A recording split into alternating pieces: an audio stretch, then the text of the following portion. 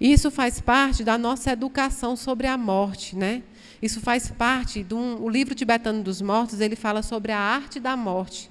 A gente aprende muito a viver, a gente ensina muito aos nossos filhos a arte da vida. Se a gente ensinasse a arte da morte e aprendesse também sobre a arte da morte, a gente já não haveria como fim, como acabou. A gente ia sofrer porque a dor no início é normal, se não doesse era que era normal. Mas, há algum tempo, a gente ia aprender a saudade e ia transformar ela em amor tranquilo. Então, Davi tem muito dessa história em cada um de nós. Davi era filho de Jessé, era o último, o oitavo dos 8 irmãos. Todos os outros mais velhos, fortes, fisicamente mais fortes que Davi. Davi era o mais mirrado, era o magrinho, e era por isso mesmo que ele virou pastor das ovelhas de Jessé. Ele não ia para a guerra, ele não cuidava dos assuntos que tinha que ter força física, então ele era pastor, ele pastoreava as ovelhas. Então Samuel, quando teve a incumbência de colocar azeite na cabeça do novo rei, que seria o novo rei depois de Saul, ele foi na casa de Jessé, porque foi lá que Deus falou com ele. Foi lá que a espiritualidade apontou para ele que estaria o novo rei de Israel.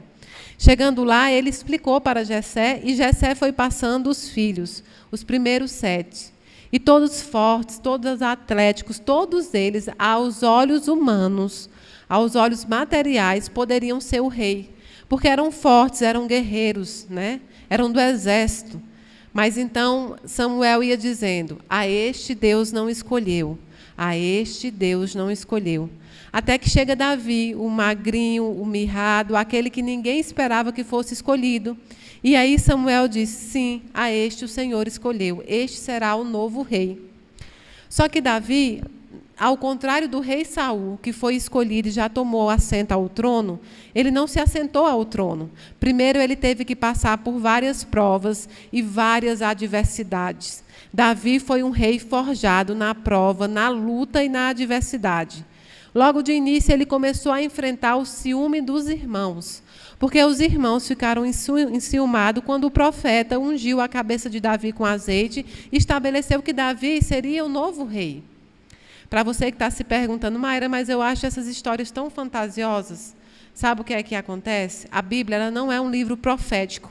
A Bíblia é um livro de um povo, da história de um povo, que serve para nos ensinar, porque ela ensina com exemplos. Nós passamos por tudo isso. Se a gente lesse a Bíblia, a gente aprendia muita coisa, ao que não fazer, ao que não cometer. E nessa história de Davi, a gente já começa com um ensinamento, o ciúme que nós temos dos nossos irmãos. Irmãos de sangue, irmãos de caminhada, irmãos de labuta. Não é normal, quando a gente está dentro de um trabalho, dentro de uma sociedade, a gente ter aquele ciúme daquela pessoa pelo cargo, pelo carro, pela casa. Não é? Alguns chamam de inveja. E eu acho bacana que um dia eu escutei uma história que é verdade. Se você perguntar, se alguém te perguntar, você tem inveja de alguém, de alguma coisa? Você vai dizer que não. Você vai, não, eu não tenho. Não me lembro de nada que eu tenha. A gente responde assim, né? Não, graças a Deus, inveja não. Ou então a gente fala no outro tipo de inveja, que não é a que quer derrubar, mas é aquela que deseja o que a pessoa tem. Não, mas você fala, não tenho nessa, inveja não tenho. E, ao mesmo tempo, quando você acha que alguém está te atingindo por algum motivo, você diz assim, é inveja. Essa pessoa tem inveja de mim. Ora, se ninguém tem inveja e todo mundo sente inveja de você, algo está errado, não é? Ou seja, todos nós temos esse foco. Trata-se de algo humano, de sentimento humano, que nós conseguimos moldar, que nós conseguimos trabalhar, que nós conseguimos transcender. A gente sai da aura do ciúme, da inveja, e entra naquela assim, estou orgulhoso, vou batalhar para ser igual, vou batalhar para ter igual. Então, Davi enfrentou primeiro isso. A primeira prova de Davi foi dentro de casa. E aí Saul foi para a guerra. Várias guerras o rei Saul travou, porque ele queria muitas terras, ele queria muitas riquezas. E Davi não acompanhava os exércitos, os irmãos sim. Mas chegou uma guerra contra os filisteus, que Davi foi enviado junto com os irmãos, não para guerrear, mas Davi ia servir de servo, Davi ia servir ali para fazer a comida, para levar água, enfim, as coisas mínimas. Então, eles foram para a guerra, os irmãos de Davi foram e Davi também foi. Durante essa guerra com os filisteus, eis que os exércitos, ao se encontrarem, porque naquela época se guerreavam com várias regras, e uma delas era estabelecer o encontro dos exércitos. Entre o meio, ali entre um exército e outro, ficava andando no meio um soldado, que foi chamado pela Bíblia do gigante, o gigante filisteu Golias. O que você pode entender por gigante? Naquela época, os homens tinham estatura média para baixa, né? Era a questão de evolução mesmo dos corpos. E o Golias, ele tinha uma estatura muito, muito alta, 2 metros, vamos dizer. Naquela época não era normal homens dessa altura, dessa estatura. Então, ele foi considerado gigante pelo tamanho, que não era normal naquela época. Para que vocês não fiquem imaginando no gigante, né? O gigante é porque era anormal a estatura dele, ele era muito alto. E então, ele ficava passando muito alto e muito forte. E ele ficava passando entre esse espaço, entre os exércitos, e rindo do exército israelita. E eles todos, os israelitas, ficaram com muito medo. Ninguém queria enfrentar Golias. Golias era muito forte, dava muito medo, amedrontava. E então, Davi, vendo tudo aquilo, disse assim: ora, mas quem é esse filisteu que desafia o exército do Senhor Deus?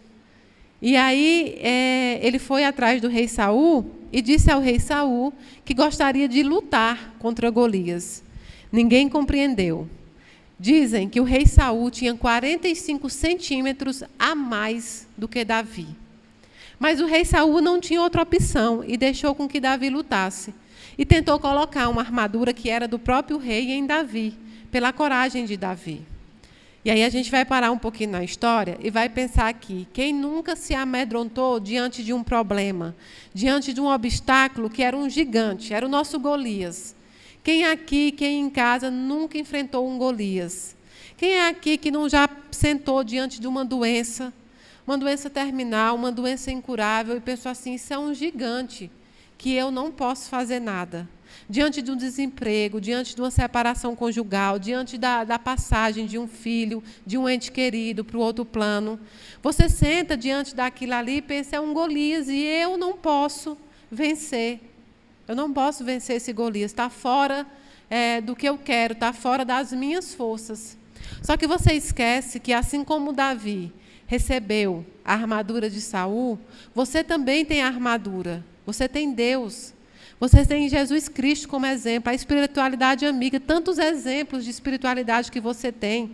Você tem a força dos que moram com você em casa, dos que convivem com você. Você vê o problema dos outros, você vê o Golias dos outros e pensa: eu posso vencer. Cada um tem um Golias. E se a gente começar a reparar no Golias que o outro está enfrentando, nós começamos a baixar a estatura do nosso Golias. Ele fica quase do nosso tamanho, quase de uma forma que nós começamos a conseguir enxergar, olhar olho no olho desse problema. Então, Davi recebeu a armadura de Saul. Só que quando colocava a armadura de Saul, caía. Por quê? Porque a armadura era muito pesada e Davi era considerado um homem fraco, um menino fraco. Então, Davi disse a Saul que não poderia usar a armadura, porque nunca tinha usado uma armadura daquela. Eu nunca utilizei uma armadura dessa, eu não posso utilizar, eu não alcanço, eu não consigo andar. Então o rei tirou dele e disse: e agora, como vais fazer? Ele desce a ribanceira e pega 5 pedras. Davi pegou 5 pedras. E aí, muita gente não sabe, mas ele pegou 5 pedras porque o Golias tinha 4 irmãos, que também lutavam no exército filisteu. E o pensamento de Davi era tão maior, a sua coragem foi tão maior do que seu medo, que ele esperava matar todos os irmãos e Golias, os 5. Mas só quem foi para a batalha foi Golias.